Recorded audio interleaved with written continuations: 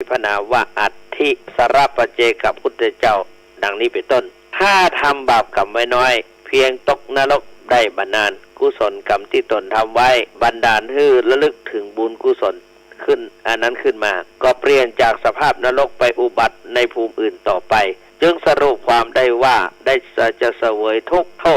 ษอยู่ในนรกจ้านานเพียงใดนั่นก็สุดแต่กุศลกรรมที่ทำไว้เป็นประมาณก่อนที่จะหมดเรื่องนิรยภูมิก็ขอย้ำกล่าวแถมทีเพื่อเป็นเครื่องชี้ทางว่าการที่จะไปเกิดในโลกนรกใดก็เพราะทำบาปกรรมความชั่วไว้ในไตรทวารคือในบาปทางกายทวารคือบาปทางกายทางวาจาทางจิตทางใจถ้าผู้ใดทำบาปทั้ง3ทางนี้ต้องเสวยทุกโทษไปเกิดในนรกแน่นอนเพราะมีพระพุทธวจนะตรัสไว้ว่านิละยังปาปกรรมิโนนิละยังปาปกรรมิโนทำกรรมชั่วไว้ต้องไปเกิดในนรกข้อนี้เป็นเพียงตัวอย่างดังต่อไปนี้ 1. บุคคลที่ทำปาณาติบาตคือฆ่าสัตว์ตัดชีวิตเขาเป็นประจำคันสิ้นชีพตายไปผลกรรมก็ย่อมทำให้ไปเกิดในสัญชีวะมหานรกบุคคลใดทำอนิจทานคือประพฤติเป็นโจรขโมยลักเล็กขโมยน้อยเอาของเขาเบียดบังเอาของเขาช่อชนเอาของเขาโลภเอาของเขาทำเล่ห์กลเอาของเขาย่อมถูกกรรมชักนำไปเกิดในกาลสุตตมหานรกบุคคลใดก็ดีทำกาเมสุมิจฉาจารคือประกอบด้วยราคะดำริษนาคือประพฤติผิดประเพณีเป็นประจำคือไปคบค้าสมาคมกับภรรยาของคนอื่นหรือสามีของคนอื่นเป็นประจำถือว่าไผหันก็จังไผบ่หันก็จังก็ถือว่าไผฮู้ก็จังไผบ่ฮู้ก็จังก็ย่อมไปเกิดในโลรุวะมหานรกกรรมที่จะผลิผลเพื่อไปเกิดในสังคตมหานรกทั้งนี้ก็บุคคลใดกล่าวมุสาเป็นประจำคือประพฤติวจีทุจริตผิดวาจาเป็นประจำขันสิ้นชีพไปก็กรรมก็จะพิผลเพื่อไปเกิดในโลรุวะมหานรกส่วนบุคคลใดชอบดื่มสุราเสพสิ่งเสพติดของมัวเมาเป็นประจำขาดสติสัมปชัญญะอยู่เรื่อยไปเป็นปัจจัยให้เกิดในมหาโลรุวันนรกอันนี้เปิ้นว่านะมันจะอาตมาว่านะอ่านตามเปิ้นมาได้จะสังเกตได้เป็นภาษาอ่าน แล้วก็มาดัดแปลงเป็นคำพูดก็ว่ามันกันละเดี๋ยวโดนโทรศัพท์มาเท่าที่กล่าวมานี้ก็เพียงแต่ชี้คือหันบาปอย่างย่อๆว่าเป็นเครื่องนำไปเกิดในนรกใหญ่อย่างใดถ้าไผ่บาสมัครใจที่จะไปเกิดเป็นสัตว์นรกก็จงอย่าทำบาปอย่าทำความชั่วทั้งหมดอย่างเด็ดขาดถึงแม้ว่าบาปหรือกรรมชั่วเล็กน้อยก็จงอย่าประมาทอย่าได้กระทำเพราะขึ้นชื่อว่าบาปอกุศลกรรมแล้วย่อมนำไปให้เกิดในนิริยภูมินิริยภูมิก็คือโลกนรกได้ทั้งนั้นพันนาในนิริยภูมิอาหารว่าสมควรที่จะยุติแล้วจึงขอยุติลงด้วยประกาศชนี้ต่อไปก็เข้าไปแอวเมืองผีเพชรเนาะวันนี้จะปาทัวร์ไปเมืองผีเพชรสมัยแต่ก่อนนั้นมาอยู่กรุงเทพก็หันเปิ้นไปแอววัดไผ่ลงวัวเมืองผีเพชรมีผีเพชรนักแม้แต่เรือด่วนเจ้าพระยาเนี่ยวันอาทิตย์เนี่ยเปิ้นจะทัวร์นั่งเรือด่วนเจ้าพระยาตัวตามลำน้ำเจ้าพระยานั่งตามลำน้ำเจ้าพระยาไปเรื่อยๆแล้วก็ไปวัดไผ่ลงวัวเปิ้นจะเก็บคนละตะอันบาทคนละตะนิบาทจะได้ไม่ได้ไปสกรรมแต่ว่าเคยไปผ้าป่าก็ไปหาสัตว์นรกสูงมีทุกยี่ห้อมีทุกประเภทของสัตว์นรกแล้วก็ที่สัตว์ประตองนี่ก็มีเหรอสัตว์ประตองวัดอย่างก็วัดป่าเจริญธรรมที่แม่น่ะเปิ้นแปลงผีเพชรสูงนะและหลายๆที่เปิ้นแปลงผีเพชรไปหาที่ไหนทำไมมีก็ผีเพชรนะก็ข้าบัตรผ้าก็มีหรอข้าบัตรผ้าตามรั้วหัวจากเขตสังฆาวาสเขตพุทธาวาสหิมมันตัวนึงบ่หูเนาะบ่หูแต่เนี่ยเพราะว่าออกจากข้าบัตรผ้าไปเมื่อแล้วทีนี้ก็ไปเมื่อคืนเปิ้นไปไปสามเณรภาคฤดูร้อนก็คือเดือน7เดือนเมษายนเขาก็นิมนต์ว่าขอนิมนต์ท่านพระครูอาทรสุวรรณโมลีไปแสดงพระธรรมเทศนาคือการสามเณรภาคฤดูร้อนวัดพระพุทธบาทตักผ้าฝั่งและเขาก็นิมนต์ว่า2 ทุ่ม นี่เนาะเอาก็ไปหัวค่ำไปเด้อไปมืดๆนี่แน่ไปมืดๆพอไปแล้วเป็นจังได๋ก็ไปที่ศาลาใหญ่เพิ่นบ่มีเปิ้นไปอยู่ปุ้นวันตกปุ้นอาคารเรียนของอาคารโรงเรียนเปิ้นเป็นอาคารรับรองสามเณรพระอุร้อนนอนปุ้นแล้วก็โชเฟอร์ก็บอกว่าตุลงไปเถอะผมจะนอนเนี่ยผมจะนอนในรถท่าเอาถุงย่ามเนี่ยลงไปกะเตวเลาะกำแพงไปโอ้คุณพระช่วยสะดุ้ง อุ้ยไผมาอยู่นี่ความเหลือโอ้คนนั่งโก๊กๆกักๆก็มีไหวท่วมหัวท่วมเอามือชูท่วมหัวเป็นไหวอุ้ยผีเพศนี่นะสะดุ้งถุงย่ามเกิดรุดจากมือแต่ก็เป็นหยังเป็นหุ่นทั้งนั้นเล่าในไผมาปั้นละไว้เนี่ยแล้วบอกคือกันนี่ก่อนนะก็เลาะไปตกอกตกใจที่ตกใจเพราะอย่างเพราะเคยสัมผัสมาก่อนหรอกสมัยครูบาบัตรภายังมีชีวิตอยู่แล้วก็อยู่ที่หั่นมันมีถ้ำนะถ้ำจำลองนะเป็นถ้ำน้อยๆแล้วสมัยก่อนก็มันฮ้อนหน้าฮ้อนความเคยชินอยู่หั่นก็มันก็คิดว่าอย่างบ้านตัวเก่าอย่างศรัทธาอยู่บ้านตัวเก่าอันน่ะบ้านไผบ้านมันเหมือนเฮาอยู่ไปแปลงวัดอยู่ที่วัดห่างบ่อหินที่วัดบ่อหินเตี้ยได้มาไปสร้างก็ตอนแรกก็กลัวว่าพอกลางค่ำกลางคืนบ่กล้าออกห้อง ถ้าเปิดนอนบนแล้วบ่กล้าออกห้องละแต่มันไปก็ไปนอนก็ได้ไปนอนกลางเลงก็ได้ไปนอนที่ไหนก็ได้ปิดตู้ปิดอย่างเรียบร้อยแล้วนอนเอากดไปกลางนอนปืนก็ไม่ใหญ่ๆก็มันเป็นอย่างหรอความเคยชินนะไปนอนในศาลานอนในวิหารน้อยวิหารพรางก็ไปนอนได้โต้รุ่งได้รุ่งเช้าขึ้นมาเขาถามว่าถ้าเจ้าคุณบ่กลัวผีคะนอนไปแล้วบัดตันนึกสกับมันความเคยชินอย่าไปนอนวัดอื่นก็เหมือนกันแรกๆก็นอนบ่หลับเหมือนกันหมูทิศทางก็สมัยที่อยู่พระพุทธบาทตะผ้าตอนนั้นเดือนแจ้งเนี่ยลานพระบาทตะผ้าเป็นลานศิลาแรงก็จวนพระเนรไปนอนในหน้าวิหารไปนอนหน้าวิหารมันเย็นดีก็ปากันไปในขณะที่ไปนะครับก็บอกเขาไปก่อนเดินตัวก้นไปตัวจะตัวก้นไปเอาว่าตู้แบงไปใจไปก่อนเดี๋ยวตัวไปขอปิดไปเนี่ยเขาก็นึกว่าเขาไปแล้วเขาก็หอบผ้าหอบผ่อนมาปิดตู่พลุงพลังไปไปก็ไปเจอไผ่อย่างเล่นอย่างพี่คนเนี่ยเล่นอย่างเนี้ยเล่นต่อตัวก็ว่าจะได้เนี่ยเพราะว่ามันสูงผิดปกติมันไม่สูงอย่างคนธรรมดาเก้าผมม่วงนี่นึกว่าเขาเอาไม้ซ้ำมาอย่างนึกว่ามาเล่นกันนึกมาหลอกเขาเนี่ยเป็นคนแต่เนี่ยอุ้ยยังมาสูงแต่สูงว่าเนาะก็พอก็เดี๋ยวเหลียวไปเดี๋ยวมาเขาก็มันเตียวบอกออกไปละ เตียวบอกออกไปละเอาละเดือดร้อนละเลยมันสะดุ้งกันนะเตียวบอกออกสูงแต่สูงว่าก็แค่ที่จะห้องเสียงลงมันก็ห้องบอกออกมันจึงไปเลยนะจึงไปเลยแล้วก็ยืนนั่งอยู่ยืนอยู่กับที่ฮะน่ะแล้วก็นี้มันหายไปแล้วก็ตั้งสติได้เตียวปิกุติเขามาห้องบปักสกรรมตัวแม่งปักสกรรมมาได้ต่อกรสกรรมลุงเช้าขึ้นมาเขาก็ถามกันว่าไปเจอผีเพศนี่แหละโอ้สูงแต่สูงว่าเริ่มไปเราต้องให้มันไปนอนลานวัดละอันนี้ก็มันน่าจะเป็นไปได้พอไปเคยหันแล้วตื่นก็สะดุ้งตกอกตกใจถุงย่ามเกือบรุดตุกมือหนึ่งว่าเป็นครั้งที่2นั่นเหมือนกันแต่พระเจ้าเขาปั้นไว้เป็นผีเพศแต่ประสูงเกินอย่างที่เคยปะเมื่อก่อนตอนที่สมัยเป็นตุใหม่ๆที่อยู่พระบัตรผ้าเป็นว่าพระครูบาว่าคงจะเป็นคนสมัยแต่ก่อนเนี่ยเนาะเปิ้นจังมาจกมาเอาอย่างที่ในถ้ำอาจจะเป็นได้เพราะว่าคนเปิ้นมาตานเอาสตางค์ไปใส่ก๊อกพระเจ้าก็คงจะมาเก็บเอาตามก๊อกตามอย่างเนี้ยเอาไปใช้ไปจ่ายเอาไปบริโภคอาจจะเป็นเจ้าบ้านก็ได้อาจจะเป็นเพราะว่าเจ้าบ้านก็มาลักงัดตู้ไปประจำอยู่แล้วเมื่อก่อนแล้วก็คงจะเป็นไปได้เมื่อหรืออันก็เป็นพระเนรอาจจะเป็นไปได้ก็เลยกลายเป็นผีเพศแต่ได้ก็ตามวันนี้จะปลาป้นเบาวิวิทะเป็ดมีอย่างต่างๆมีหลายชนิดนะวิวิทะแปลว่าหลายชนิดจะพาญาติโยมปะเอาไปโทเมืองเป็ดไปแอวเมืองเป็ดกันจะปาศรัทธาญาติโยมไปแอวเมืองผีเพศว่าเพศมันเป็นจะได้หลายกับขนาดตึงวันนี้ก็เริ่มเพิ่มนักขึ้นไปน่ากลัวมันก็เป็นตัวเจ้าพระเนรเนี่ยลักอ่านดูตะกี้ขนาดบัลลังก์จิตบัลลังก์วางใจดูถูกครูบาอาจารย์ว่าบดีบดักครูบาอาจารย์ก็ไม่เคยมีเพศได้เหมือนกันเพราะฉะนั้นจงรักษากายให้ดีรักษาวาจาให้ดีรักษาใจให้ดีอย่าให้ไปอย่าให้ไปทำอย่าให้ไปคิดมันสิ่งเหล่านี้มันสามารถที่จะทำให้ถ้าว่าเปิ้นบริสุทธิ์พุทธผ่องก็สามารถจะไปเกิดเป็นผีเพศได้แม้แต่ศรัทธาญาติโยมเนี่ย มีความใกล้ชิดกับตุภาพมีการใกล้ชิดกับวัดกวาความเคยชินความสนิทสนมก็เลยมองข้าม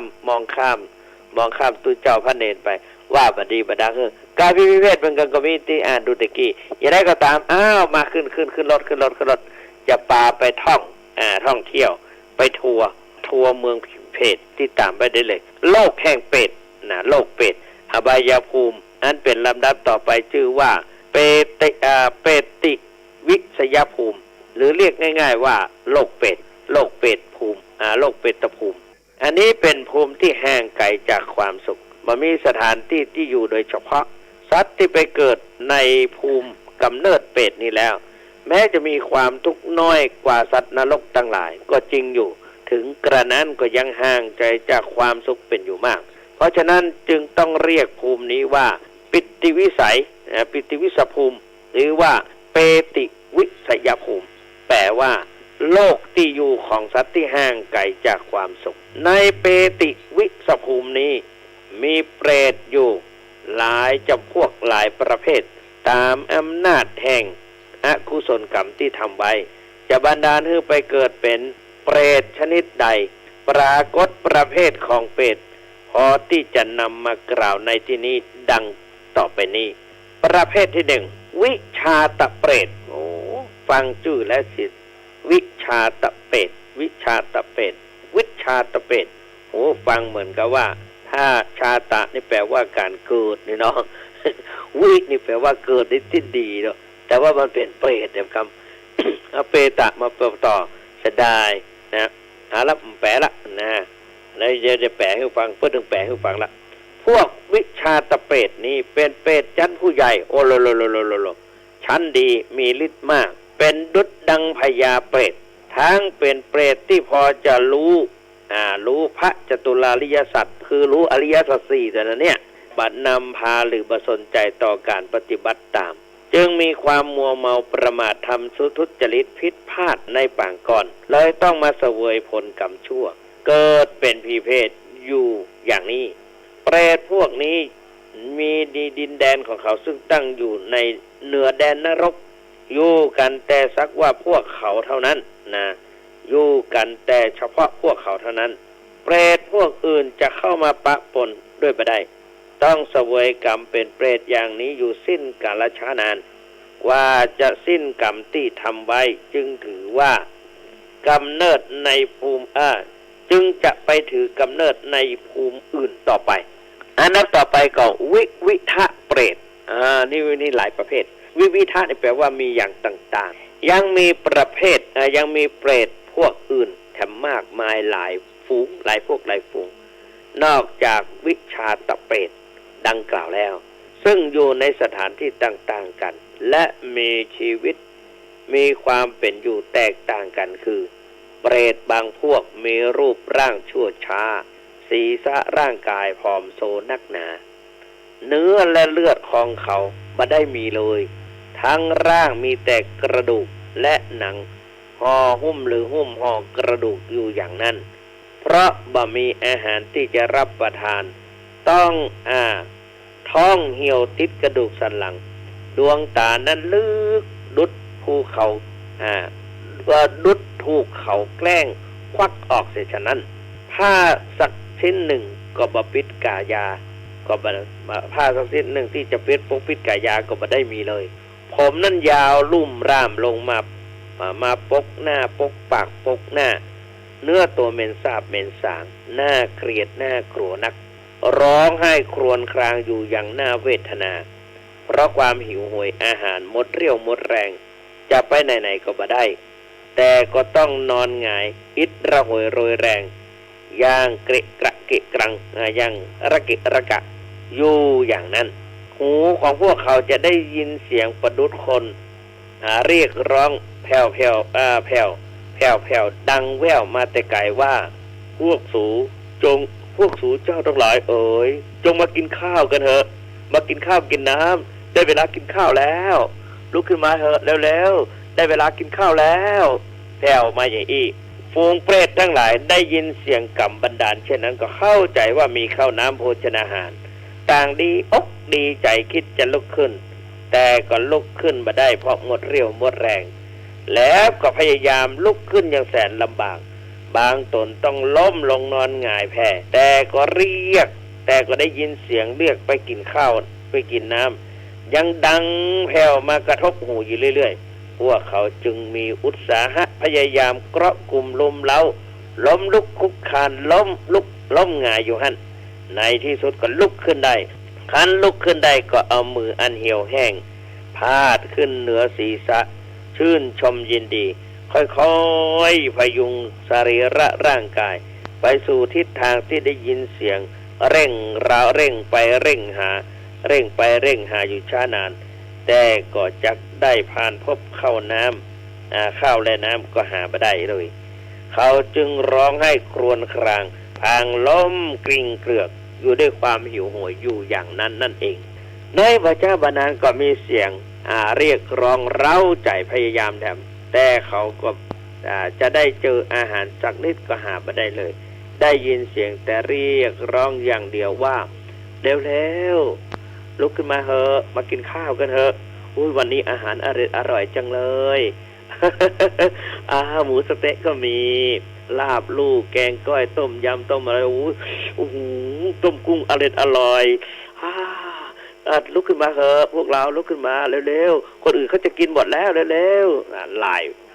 ได้บางพวกได้ยินหลายร้อยหลายพันปีจนกว่าจะสิ้นเวรสิ้นกรรมเป็ดเหล่านี้เป็นจะได้อุปนิสัยเขาได้ทำกรรมมาอย่างมากถึงได้เป็นอย่างอี้ก็เขาหาเราฟังเด้อ เขาประกอบกรรมอันใดไว้บุพกรรมของเขาในชาติปางก่อนเขาเกิดเป็นมนุษย์ใจร้ายมักริษยาคนอื่นหันคนอื่นมั่งมีเหนือกว่าตนก็บ่พอใจครั้นเห็นคนที่ยากไร้กับดูแคลนอยากจะได้ทรัพย์สินของคนอื่นทำเล่ห์ทำกลหลอกลวงเอาทรัพย์สินของคนอื่นมาเป็นของตนทางที่เป็นคนตรณีบ่ยินดีในการฮื้อการตานหันคนอื่นเขาฮื้อทานก็คอยห้ามปรามช่อกงเบียดเบียนเอาทรัพย์สินของสาธารณะหรือของสงฆ์เอามาเป็นของตนด้วยโลภะเจตนาคันตายไปแล้วจึงต้องไปเกิดเป็นผีเพศเสวยทุกขเวทนาอย่างร้ายกาจเห็นปานนี้ฉะนี้แลเนี่ยบรรดานรกทั้งหลายดังที่กล่าวมาทั้งหมดนี้เป็นสถานที่ปราศจากความสุขโดยสิ้นเชิงทีนี้กับเปรตจำพวกหนึ่งมองดูสรีระร่างกายก็ดูงามดุจดังพรหมมีรัศมีออกจากร่างกายเปล่งปลั่งดุจทองธรรมชาติแต่แปลกประหลาดตรงที่ว่าปากของเขานั้นมีสันฐานเป็นปากสุกรน่าเกลียดเลยทำให้บัดมาน่าดูน่าชมทั้งเป็นเปรตที่อดอยากนักหนาจะหาสิ่งใดกินก็บ่ได้ทำฉะไหนจึงได้เป็นเปรตแปลกประหลาดเช่นนี้ทราบว่าแต่ก่อนในการก่อนเคยเกิดเป็นมนุษย์ได้มีโอกาสพบพุทธศาสนาได้บรรพชาถือบวชเป็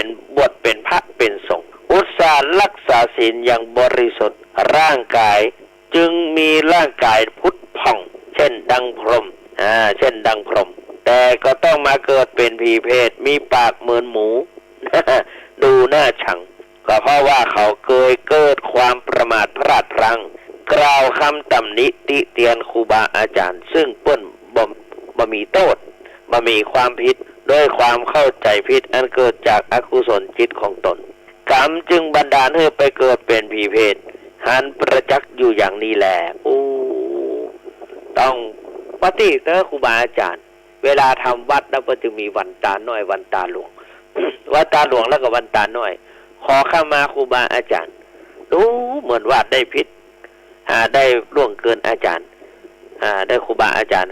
เวลาเขาไปที่ไหนเขาก็ไปสู่มาครูบาอาจารย์วันตาน้อยวันตามีพันเตสัพพังอปัลลตังคัมมาตาเมพันเตมายากะตังญาสามินาอนุโมทิตาพังสามินากะตังปุญญังไมหังทาตาพังสาธุอนุโมทามิครูบาอาจารย์ก็จัตตาโลธัมโมวัฏันตุอายุวันโนสุขังปะรังสาธุครูบาอาจารย์อวยพรกูไม่เกิดเป็นผีเพศยังว่าเนาะนะประมาทน้อยเดียวนะเพราะความประมาทพลาดพลั้งบาสำรวมวาจาเนี่ยว่ากรรมอย่างเตียดมาเคยว่าเนี่ย เมื่อก่อนเขาจะอู้เนี่ยเขาเป็นนายมันอู้แล้วมันเป็นนายเขาแต่ถ้าอู้ไปแล้วบางคำมันบรรทุกมาต้องเนี่ยต้องไปเกิดในภพภูมิทั้งนั้นที่เกิดมาเป็นตู้เป็นพระรักษาศีลภาวนามาอย่างดีมีร่างกายพุทธพองเหมือนดังพญาพรหมแต่ว่าปากเป็นหมูเว้ย ปากจูเนี่ยเนาะถูกตบปากบุญพื้ลือไปเถียงพระอินทร์เนาะพญาอินทร์ตบปากเขาปากบุญพื้ลืออันนี้ที่ไปเกิดไปก็เพราะว่าไปว่าบดีบดักคือครูบาอาจารย์สำรวมมันนะวาจายะสาวโรสาธุการสำรวมวาจาเป็นสิ่งที่ดี มาฟังแถมต่อดูแถมเปรตอีกฝูงหนึ่งมีร่างกายงดงามน่าดูน่าชมราวกับเทพพยดาแต่ว่ามีอวัยวะส่วนหน้าส่วนปากของเขานั้นกับมีกลิ่นเหม็นเน่านักหนามีหมูนอนหลายมือมุกนอนมากลายไตยั่วเยียเจาะกินลิ้นกินในตาของเขาอยู่เป็นนิดที่เป็นเช่นนี้บางคนนะโยมญาติโยมกรรมบางอย่างอาตมาก็มีเหมือนกันเหรอตื่นเช้ามาบางวันนะขี้หูขี้ตามันลุกที่ไหนมาน้ำตาไหลขี้หูขี้ตาไหลตาฝ้าตาฟางมันมาเกิดจากอะไรอย่างเขาก็บอกว่าเขากินยานักเนาะกินยานักบางทีเขาก็กินอาหารพิษ ทำให้ลมออกหูออกตาแต่นี่เพิ่นว่าเป็นหมูนอนไหลออกมาไตโยเยกินลิ้นกินอย่างกินตาเพราะชาติก่อนเขาเป็นมนุษย์มีศรัทธาเลื่อมใสในบวรพุทธศาสนาอุตสาห์รักษาศีลรักษาศีลกินทานรักษาศีลภาวนาจึงมีร่างกายประดุจงดงามแต่ว่าที่ปากเหม็นปากเน่ามีหนอนไหลบอนซอนออกปากนะก็เพราะ อกุศลกรรมคือวจีทุจริตประพฤติผิดทางวาจาด่าพระสงฆ์สามเณรเจ้ากูผู้ทรงศีลเป็นอุดมเพศเหตุทรงไว้ซึ่งเพศอันประเสริฐอันสูงสุดอกุศลนั้นชุดกระชากลากเขาไปถือกำเนิดเป็นเป็ดเสวยกรรมอยู่อย่างนี้แหละบางคนนะ เขาแปลกเหมือนกันบางคนในปีฐานะจักเดียดทำบุญอยู่นะทำบุญอยู่ปากว่าเป็นเลยข้าวหนึ่งไปฉันที่ในกรุงเทพวันนั้นอาจารย์หาออดไปตัวเนาะพอมาเก่งอกเก่งใจแต่ไม่ยิงว่าชักมาหาออดเป็นลวกกินได้ไหมลวกเฮาก็แกนใจต่างท่านมหาออดก็น่าชื่นชมคันติยิ้มแย้มแจ่มใสดีเกฉันได้เป็นลวกนะฉันได้แล้วฉันได้องค์อื่นฉันได้อาตมาก็ฉันได้รับหลังมาฟังโยมคนนี้ป้อมมือเกียรติกันสักหน่อยเฮาก็เป็นพระสงฆ์เฮาอินดูเขาเนี่ยท่านเปิดแปดประโยค8ผ่านมาเพื่อสอบได้ประโยค8เนาะเปิดแปดเลยคือตุลุงคนนี้เราเนี่ยตุลุงเราเนี่ยเพื่อเอามาให้อาตมาพอเสื้อดูเรายังมีวิธีใดไปเตือนเพื่อเฮาอินดูมันเตือนมาได้แล้วเนี่ยเคยบอกให้เตือนแล้วมันฟังสุดแล้วแต่ต้นนะแล้วนี่ก็คือบางครั้งพระก็มีเมตตาไผว่าอย่างก็ดีครูบาอาจารย์เขาก็สอนกันมาต่อเนาะต่อกันมาอดไว้เถอะทำไมก่อนได้เพิ่นสอนหรอกถ้าหากว่ามีความโกธะขึ้นครูบาอาจารย์เพิ่นว่าอย่างโกธะขึ้นเนี่ย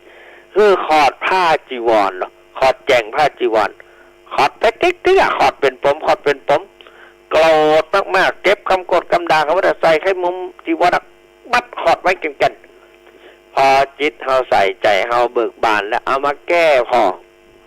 ตะกี้เฮาขดว่าที่เขาว่าเอาขอดไว้ตรงนี้จะมันหายบ่ล่ะมีล่ะมันไล่แต่ถ้าเอายึดถือเฮาก็จะเดือดร้อนมีเตือนหนึ่ง สมัยก่อนหลวงพ่อสมัยก่อนพวกเราประเทศจะเครียดนี่สักอย่างสร้างวิหารหลังใหญ่ๆปกครองพระเนรเขาอาหารพอกินพ่องบักพอฉันพ่องเนี่ยก็เลยบางทีมีที่ลงที่ไหนก็มาลงคนใกล้ชิดเฮาก็เลยขอดผ้าสีแจงผ้าสีแจงสมัยก่อนเพิ่นจะมีคือเนาะ นี่ผ้าสีแจงไว้คนผืนเอาไว้รับประเคนก็เลยเอามาขอดเพิ่นก็นั่งต้องดอกตะเกียงเจ้าพายุอยู่ข้างๆ เวลาด่าเขาลึงตึงตังเขาก็นั่งฟังบะปากบะจ๋าแล้วก็คอดผ้าตัวไปเวลาเปิ้นก็มีคำต่อก้อนอย่างจังบะอู้อย่างเปิ้นใจอันใดก็ทำเปิ้นอย่างเปิ้นอู้อันใดก็ครับผมเก็บกอยจ่วยเปิ้นกวาดขี้เศษดอกไม้ดอกกระดาษที่มันกระเด็นออกมาเก็บใส่ขันได้คือกระทนแล้วก็ เปิ้นใจดีเปิ้นอู้อย่างเปิ้นไข้หัวมาแล้วแก้พอมีหรอแต่ก็แลพอชำเลืองอัตตาลอดเป็นตามาเปิ้นต้องดอกเปิ้นก็ลอดเป็นตามองลอดเป็นตาน่ากลัวแต่ก็อดพออยู่ใกล้แล้วมันกลัวไปละแป๊กๆนะเฮาอยู่ใกล้งูสวกคนอื่นเพิ่นบ่กล้าเข้าใกล้เฮาเป็นเจ้าของมันก็บ่ควิดเฮาพอเข้าน้ำมากิน เฮาอยู่ใกล้คนพอดีผีบ้าลมเนี่ยเปิ้นห้องพวกมูลผีบ้าเขาเวลามันปดมันเป็นมันขึ้นมานะมันไล่ฆ่าคนไล่เอามีดฟันคนลูกเพิ่นก็มี 2-3 คนมีลูกสาวคนพ่อชายคนเมียเพิ่นก็มีมันก็ไม่ใช่อย่างคือเปิ้นหรอกมันก็กำมีดขึ้นฟันท่านฟันนี่มันก็บ่ฟันลูกฟันเมียมันบ่ฟันแต่ถ้าคนอื่นแล้วมันไล่ไล่เอาจริงเอาจังเอามีดไล่ขว้างมันคนก็กลัวกันไผซอยนั้นไผบ่กล้าไป แต่ว่าลูกของเปิ้นมันเยอะลูกของเปิ้นเอาเข้าไอ้อย่างมื้อกินก็กินเมียด่าขันตกมาเฮามากินก็กินแปลกเหมือนกันเนี่ยเขาก็อยู่ใกล้ครูบาที่เปิ้นสกเขาก็บอกว่าแก่พอมีเพราะเปิ้นอดได้ยังบ้าแหวงตะกี้ตะลงด่าผมด่าแต่ด่าว่าไอ้เนาะผมโคตรขนาดน่ะผมคอดไว้นี่มันมีใครมาสอนคิงวะเจ้าบ้านเลยล่ะฟ้องกันได้คิดไปแย่มซ้ำนะฮะกับว่าคิงละแก่ด่าแกก็ได้กับมาโคตรเพื่อกับปว่าอย่างเงี้ย วิธีแก้เคล็ดมันนี่ก็มาอู้ถึงแต่ว่าเปิ้นตายไปแล้วก็มีเปิ้นก็บ่ได้เป็นคนนะเปิ้นสอนแหวงอด3เตอเป็นเจ้าอดเก่าเตอเป็นครูบาอาจารย์ตุนอ้อยตุนตันถึงกาลเวลาหาความหวานบ่ได้เอาสตางค์ไปอยู่หาบาทเตอว่าแหวงเอ้ยนะเปิ้นแฮกเอาสมัยก่อนตอนที่เปิ้นป่วยใหม่ๆเปิ้นพยายามเหนี่ยวลังไปอยู่แต่เปิ้นข้าอยู่คนเดียวข้างอแบ่งมาอยู่แต่ข้าเตอเขาก็บอกว่าป่านมาบัดได้มาบัดได้ผมออกไปแล้วผมก็ต้องขึ้นต้นไม้ต้องมันสุดยอดกันนะตุลุงเนาะเนี่ยตุลุงต้องการให้ผมขึ้นต้นไม้ถึงยอดไม่ก่อนเนี่ยกว่าเขาจะถึงยอดเพิ่นตายไปหะล่ะมาจันสักกับเสียดายแต่ว่าวันรุ่นมาเกาะเดี๋ยวนี้พวกปกติเนี่ยวันรุ่นก็จะไปแปลงอนุสาวรีย์คือปั้นหุ่นเพิ่นมีสตังค์เล็กสน้อยก็จะปั้นหุ่นเปิ้นไปกราบไหว้ลูกเต้าเหล่าหลานเปิ้นมาสักการะบูชาก็จะได้กราบได้ไหว้เปิ้นเหมือนกล่าวว่าวัดแห่งบ่อหินหรือวัดใหม่บ่อหินของอาตมาเนี่ยจะปั้นรูปครูบาอาจารย์ไว้3รูป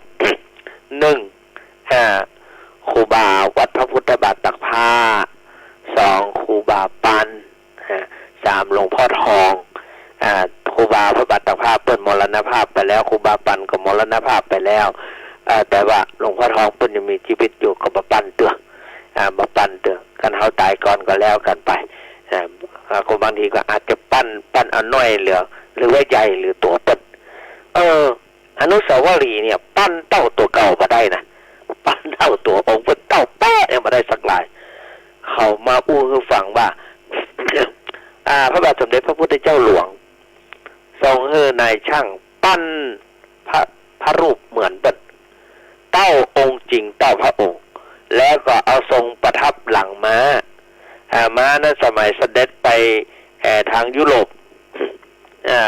ปที่ประเทศ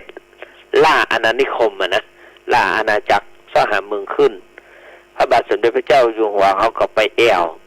พอดีก็พระบาทสมเด็จจุลจอมเกล้าเจ้าอยู่หัว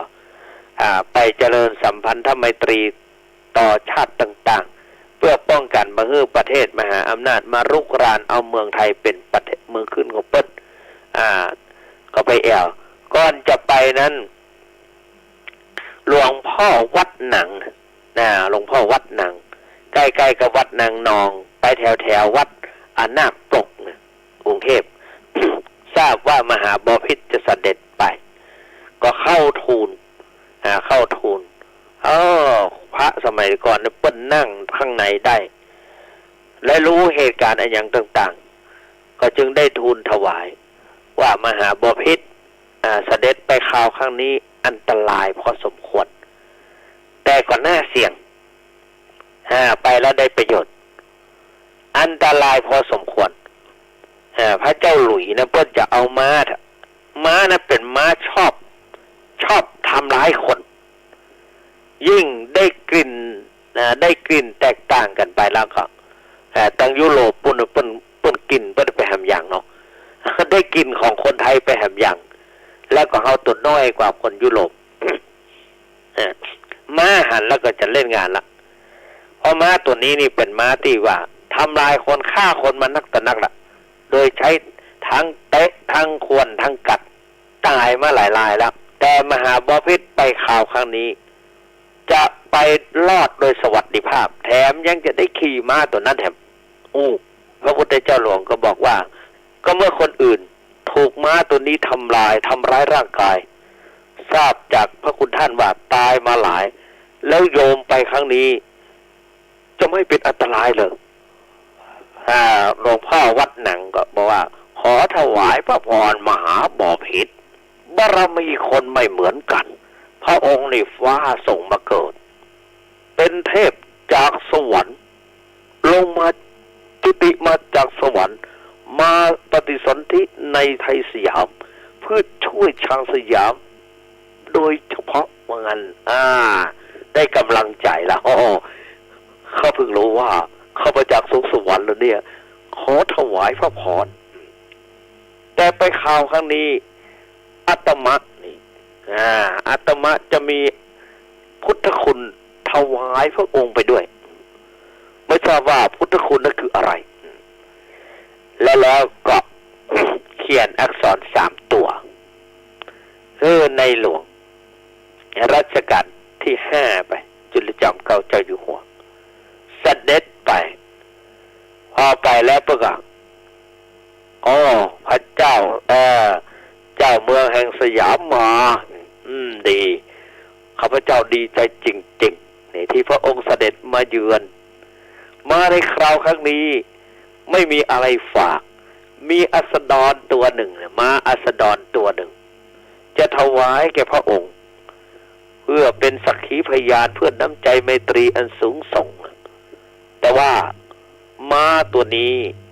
ตามปกติก็ได้กลิ่นของคนทางยุโรปนี่นะคนทางยุโรปกลิ่นก็ทางพระองค์ก็คงไม่ค่อยได้กลิ่นก็กลัวว่าจะเป็นอันตรายหากว่าพระองค์ไม่กล้าก็ไม่เป็นไรแต่ถ้าหากว่าเป็นม้าคู่บารมีพระองค์ก็เชิญพระองค์ไปทรงประทับได้ขอให้ทรงมีชัยก็แล้วกันรัชกาลที่5รู้หมดละโอ้โหแต่อย่าเล่ตื้นฉันรู้มาก่อนแล้วเพราะว่าพระองค์ข้าจุติมาจากสวงสวรรค์รู้ความคิดของเจ้าหมดแล้วแต่เขาไม่พูดหรอก เสร็จแล้วในหลวงรัชกาลที่5ก็ถือ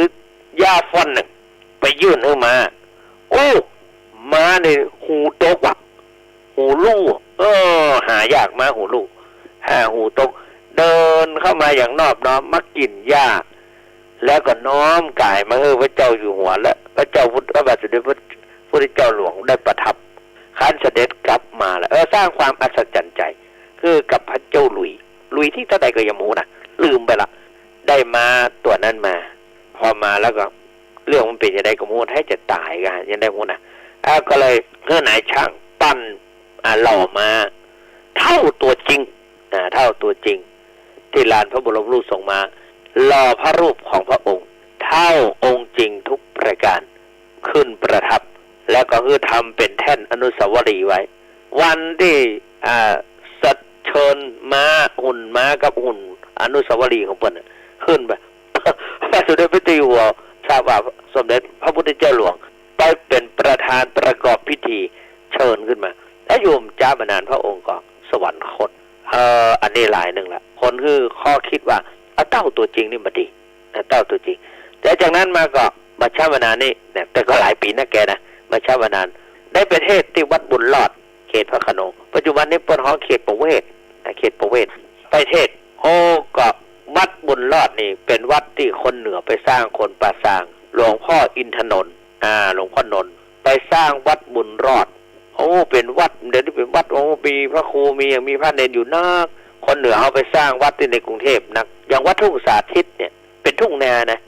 ก่อนหลวงพ่อสาธิตหลวงพ่อศรีนวลเป็นคนป่าสร้างนะไปสร้างไว้เป็นคนบ้านหวายป่าสร้างตะวันออกเฉียงใต้วัดพระพุทธบาทตักผ้านะเป็นคนป่าสร้างโดยกำเนิดอาจารย์นนท์ก็เป็นคนป่าสร้างโดยกำเนิดแล้วก็หลวงพ่อเนี่ยมอนเดอร์กเนอร์เป็นคนที่สัปตองเนี่ยไปสร้างวัดทุ่งลันนาขึ้นโอ้สร้างคนเหนือเขาไปสร้างวัดต่างในกรุงเทพนะประเดี๋ยวนี้กลายเป็นพระอารามหลวงไปก็มีอย่างวัดทุ่งสาธิตวรวิหารนี่เป็นวัดเป็นพระอารามหลวงจันตรีชนิดวรวิหารไปสร้างเต้ากับวัดพระธาตุสีจอมทองวัดพระอารามหลวงชนิดเดียวกันเต้ากันฐานะเต้ากันนั่นนี่ก็คือไปสร้างไว้ที่ไปฮะก่อนที่จะอู้ก็คือว่าไปเทศก็ตอนนั้นอาจารย์พระมหาอาจารย์มหาสาครธีระปัญโยสมคำล่าคนประสางนะคนตอบบอกกองงามแล้วนะแล้วก็ปอเป็นย้ายไปอยู่ฮอด ปัจจุบันนี้เป็นครูใหญ่ดูว่าเป็นผู้อำนวยการโรงเรียนอะไรอย่างตั้งแม่ฮ่องสอนคุณยวมนะตั้งคุณยวมวันเดี๋ยวนี้ให้จะปิกมาแล้วเป็นปิกเก้า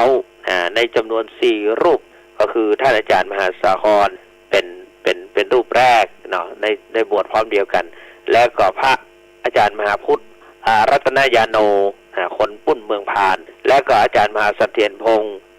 คำพิรปัญโยเป็นคนลี้พระราชห้าดวงและก็ท่านจุขุนสุวรรณเมธีคือตัวอาตมาเมื่อซึกไปหมดแล้วเขาบอกอยู่ไปหมดละไปหมดละแต่อาจารย์สาครขนาดเป็นเจ้าอาวาสวัดบุญรอดก็ยังทนมาได้แล้วแต่กรรม